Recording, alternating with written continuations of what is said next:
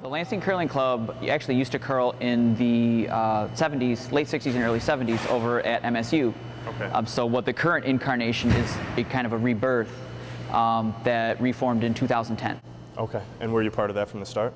I came in a couple months after the full reorganization. Okay. When did you start curling personally? I started curling in 2002 in Detroit, at the Detroit Curling Club. All right. And who got you into that? How did you get I just decided I wanted to try it.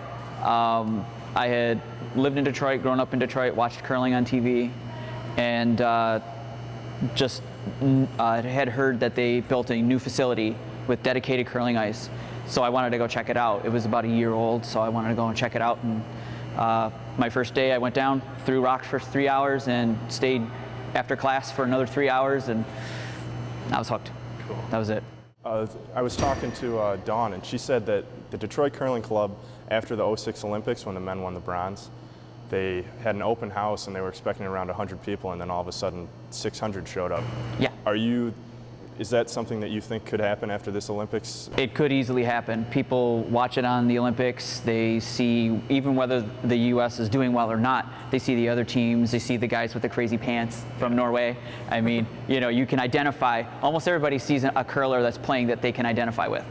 Now, I know also you guys are participating in the curling championships out in Fort Wayne. Yeah, it's a new event that the U.S. Curling Association is hosting. It's for clubs that strictly curl on arena ice, which is ice that people play hockey on too. Okay. So they're sharing ice time. They usually have odd ice hours, a lot of Saturday night late, or like last year we curled at Saturday morning at 8 o'clock. Right. Not ideal. But and the ice conditions are very, can vary as you saw tonight. Yeah. So Of the guys out here who are curling, guys and girls, is anyone going to you? Are you going out there to Fort Wayne? I'm not going to participate in Fort Wayne. I'm not certain I was eligible because I curl in Detroit too. So with a club where I curl with dedicated ice, I didn't want to test it. I didn't want to make a big deal about it. Plus, I've been to competitions. I thought it was important to have more of our curlers embrace that competitive spirit and experience what it's like to compete. We're sending one men's team and one women's team. They each have 4 players and an alternate.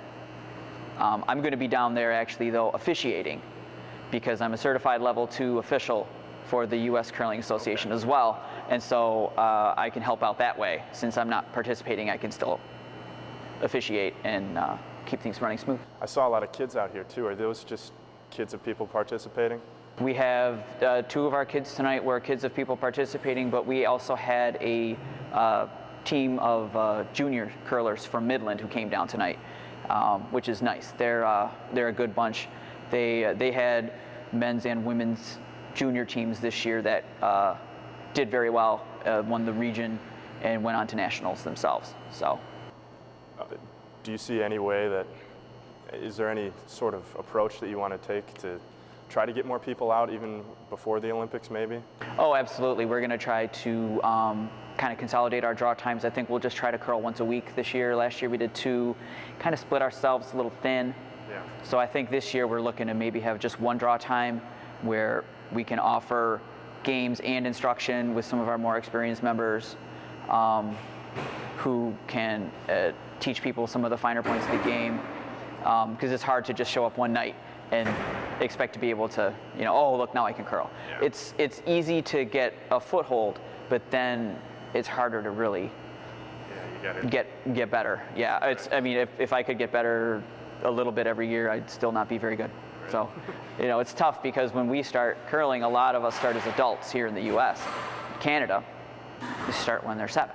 Right. So it's fun though. I like to go. We like to my men's team in Detroit. We'll take a team to Canada to play in a bonspiel here or there, just to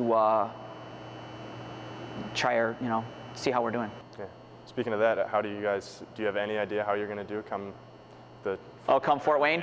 We're really green. We're a new team, just a new outfit, but so are a lot of the other clubs. There's teams from Virginia, California, Dallas. It's all over. That's the new thing, is these arena clubs are all over. Some are Canadian expats, but others are just people who just really want to get into the game, and they get so into it. they want to try their skills. I think the USCA is putting a lot behind this. A lot of their resources are going into this championship. We've actually applied to host it next year. Oh yeah. Yeah, the Here bid at process is, Summit? yes, the bid process is in, and our it's being considered. So, I just got an email about it the other day. So they're looking for some more information. So that's always encouraging.